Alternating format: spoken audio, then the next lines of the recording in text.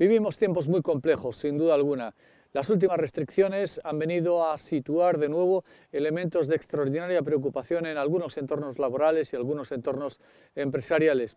Hemos estado en el Colegio de Economistas, pues escuchando opiniones de técnicos sobre la situación actual, sobre los ERTE, sobre las perspectivas, sobre los pluses de resistencia, sobre la hipótesis de que empresas se queden por el camino, en definitiva, haciendo acopio de ideas para ponerlas encima de la mesa.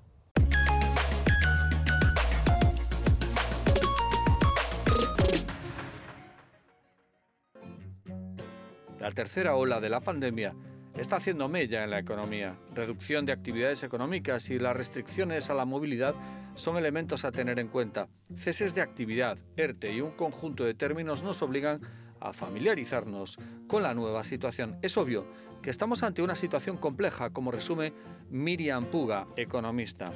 Es obvio que estamos iniciando una fase de recesión y eso me lo trasladan todos los clientes y yo lo detecto en el mercado.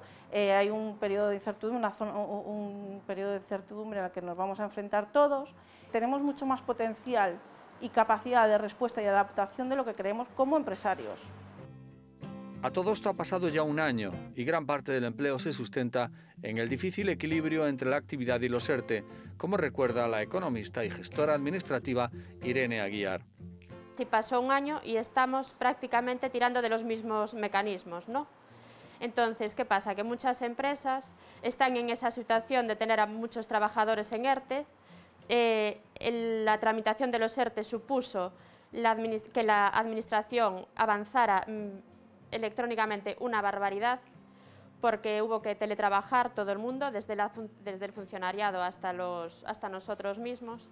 Claro, la empresa, el único mecanismo que tenía para subsistir realmente era meter a los trabajadores en ERTE, porque de esa forma el Estado cubría los gastos que la empresa no podía subsistir, porque al cortarle los ingresos la empresa no tiene de qué tirar. Si tú pides un ERTE, la condición que te piden ya, una de las primeras, es el mantenimiento de empleo. Entonces, claro, vamos a estar unos meses ahí condicionados y subsistiendo porque no vamos a poder despedir. Pese a todas las dificultades que han salido al encuentro de todos los ciudadanos, algunas rutinas siguen, por fortuna. Las empresas, dice Miriam Puga, siguen trabajando y apostando por la innovación. Pero los empresarios realmente están centrados en su negocio y en seguir haciendo negocio. Y a mí me lo trasladan así, que están centrados, eso existe, pero están centrados en seguir con su negocio y seguir generando. Fruto de la cooperación ha llegado la absorción, la concentración de empresas para hacerlas más grandes, también más competitivas. Desde mi experiencia, lo que más estoy viendo es cómo medianas empresas que estaban funcionando bien, con este pequeño bache, digamos, hay otras medianas o más grandes que las absorbieron o que están como reorganizándose. Es decir, en lugar de haber tanto concurso de acreedores, lo que veo es como una reorganización, porque no es una crisis al uso de las que hubo anteriormente, es una pandemia en la que se cortó por lo sano la demanda. Entonces, claro, estamos en una situación de incertidumbre absoluta. Y la gran pregunta, ¿estamos aprendiendo algo de todo esto? Sobre todo el teletrabajo y la administración electrónica y funcionar con otros medios a los que no estábamos habituados. Y el empresario tiene la ventaja o la virtud o esa conciencia de siempre ir a más y mejorar siempre. Entonces esa evolución le lleva a sobrevivir siempre. Las empresas también han aprovechado para testar otros sectores y también otros valores. Apareció algo muy significativo, yo lo comenté con una compañera hace poco, el tema de la economía social, de los valores dentro de la empresa. Hay empresarios que han empezado a poner por escrito cuáles son los valores de su negocio y en base a esos valores ir creciendo. Aparece la colaboración, el cooperacionismo, el dónde vamos a invertir, dónde compramos, con quién compramos, qué producto compramos. Es decir, son reflexiones que antes no se hacían y ahora, aparte de que el aislamiento produce tiempo para poder pensar y reflexionar, y es cierto que hay muchos proyectos innovadores que antes estaban en la cabeza del empresario y que ese tiempo que ha permitido de aislamiento y de paralización de actividad los han puesto en acción. A futuro está claro que por el camino se van a quedar muchos negocios, como presagia Miriam Puga, aunque la tipología social de la provincia, con un fuerte peso del sector público, es un colchón como apostilla Irene Aguiar. Sí, claro, se va a quedar seguro mucha gente, pero la capacidad de respuesta que tenemos el ser humano es brutal y eso al final será un periodo de tiempo, pero lo que digo, la gente va a tener que comer, va a tener que salir adelante y generar negocio de alguna manera.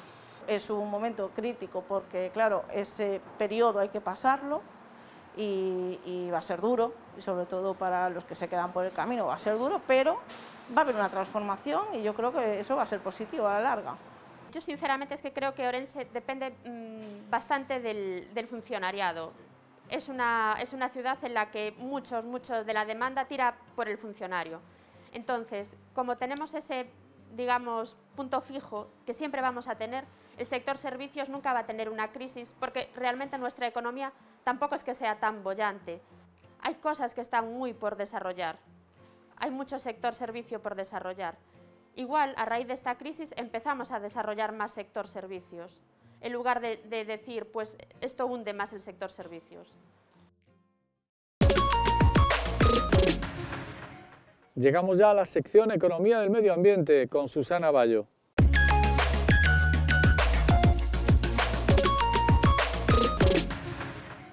El sector del transporte en nuestro país supone aproximadamente el 30% de las emisiones de gases de efecto invernadero. Hoy hablaremos en Economía del Medio Ambiente y mostraremos el resultado de las investigaciones del Instituto Economics for Energy, que recientemente ha publicado su informe Estrategias para la descarbonización del transporte terrestre en nuestro país.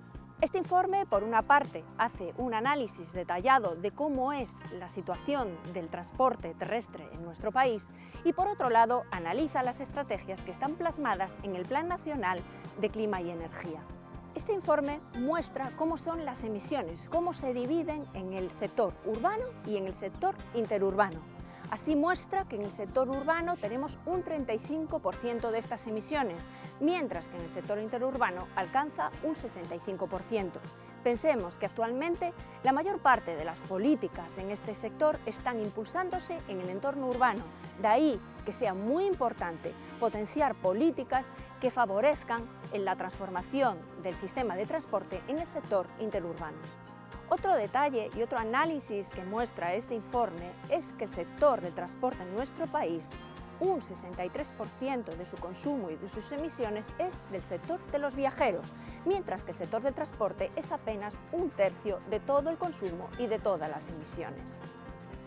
No menos importante en cuanto a las emisiones es destacar la antigüedad del parque automovilístico. Así, en el entorno urbano, 2/3 del parque automovilístico tiene más de 10 años de antigüedad, mientras que en el entorno interurbano este reparto es totalmente equilibrado.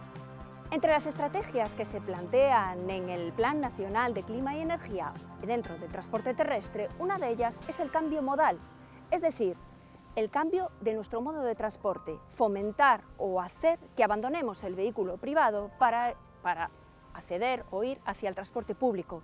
El análisis que hace este informe dice que es una de las estrategias más eficientes, no solo por la reducción de emisiones, sino por el coste asociado de esta acción, ya que incluso tendría unos costes negativos. Pensemos que cuando potenciamos el transporte urbano público, simplemente con un cambio de líneas, con un cambio de rutas, simplemente haciendo pequeñas acciones, podemos hacerlo muchísimo más efectivo.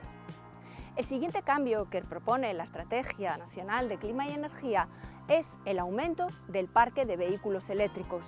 Esta es una estrategia que reduce emisiones, pero que tiene un coste más elevado que la anterior, por lo que no debe ir nunca sola esta estrategia aislada, sino que se debe sumar a otras.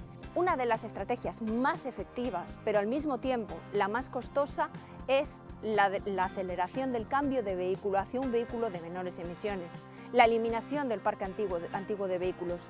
Esta estrategia, aunque es muy efectiva, es muy costosa. Por eso se propone una reducción en el impuesto de matriculación o no pagar nada en el impuesto de matriculación para aquellos vehículos que se cambien por unos vehículos más bajos de emisiones. El informe concluye que no solo una estrategia es válida, aislada, sino que el conjunto de varias producirá unos efectos mucho mejores y mucho más efectivos y de reducciones de emisiones y también teniendo en cuenta también el coste de cada medida. Asuntos concluidos, minutado, finalizado. Programa que concluye, será hasta la próxima semana. Cuídense, nos vemos en 7 días.